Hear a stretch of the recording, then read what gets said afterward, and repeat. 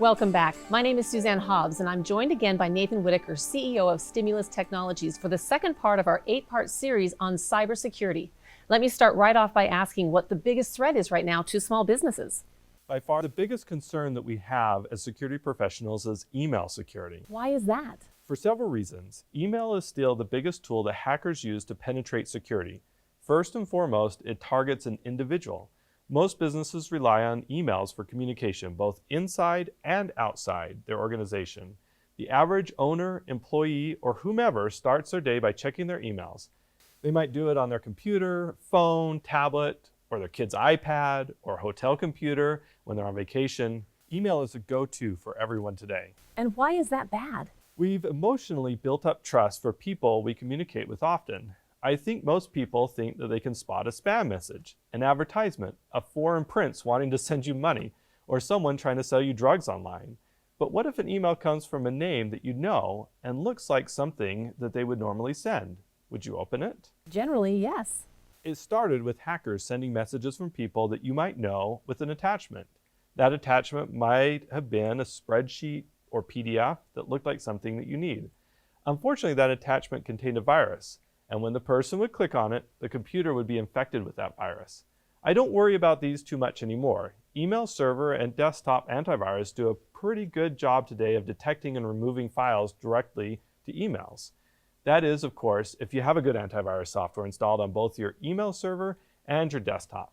Many free online email systems don't include antivirus, so you have to be careful about using and allowing your employees to use non-company email systems inside your organization. But if a company is already protecting its organization and emails that are coming in from viruses, what's the problem now? Hackers realized that they couldn't continue sending the files through email anymore, so they started sending links in the emails that users would click on.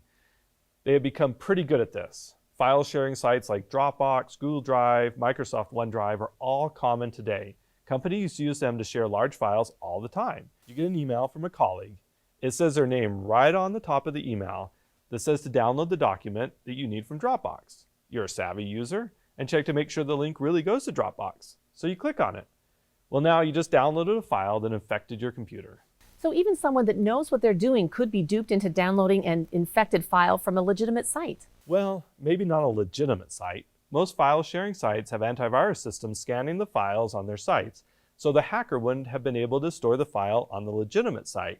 It might have been a link to a good site, but upon going there, it directed you to the hacker site where the files were stored. So how do you protect against this? Whenever you get an email from someone that has a file or download, ask yourself a simple question.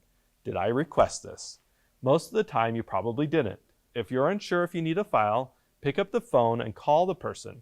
Use an alternate method of communication to verify the file is legitimate.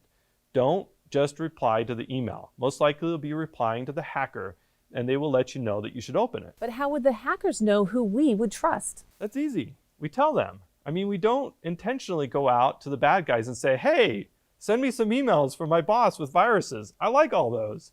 We put the information out there for legitimate reasons. On our websites, we list important people in the organization, the CEO, the CFO, managers, etc. We put our connections on LinkedIn for the public to see. It is easy to write a program that goes out to Facebook, LinkedIn, Twitter, etc. to see who we communicate with or scrub the corporate website for people inside the company. They could go out to the dark web and buy or download lists of emails for a particular company they want to go target. It's all out there and not hard to get. You mentioned a few reasons why email is a problem, but what are some other reasons?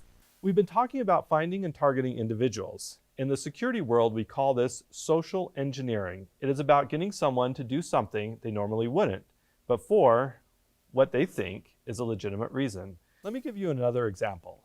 Let's say you've been working for a company in the accounting department for a few months. You really want to do a good job for the company and move up. You need to work hard and impress your managers. One day, while your boss is out, you get an email from her asking you to do a favor because she's on vacation. Would you be likely to respond and try to be helpful? Sure, I think anyone would. Exactly. And you are a smart person. You check to make sure that the email is legitimate by looking at the name and email address. It matches perfectly. Even the signature looks correct. So you respond and say that you'd be happy to help. Your boss asks you to pay a vendor and gives you the account information. She can't do it because all she has with her is her phone and needs a computer to make the payment. It's a vendor that you've used in the past, so it seems perfectly legit. You make the transfer and don't think anything of it. That sounds perfectly normal. Unfortunately, it is too normal, and the person that you're communicating with isn't your boss. It's a hacker in another country, and you just transferred tens of thousands of dollars to them. Wow, I don't think I would have done that. Most people would without proper internal controls. I mentioned earlier having multiple methods of communication. That employee should have not been able to do the transfer without another manager being involved, or should have picked up the phone to make sure it was a legitimate transfer.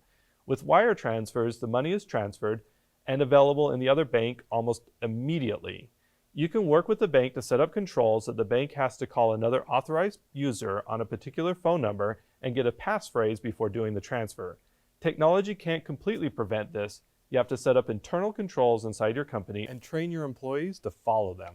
I'm sure most businesses don't know how to set up these proper controls, so who would they work with to set up these systems? Start with the professionals that you work with. Call your bank and see how they can help.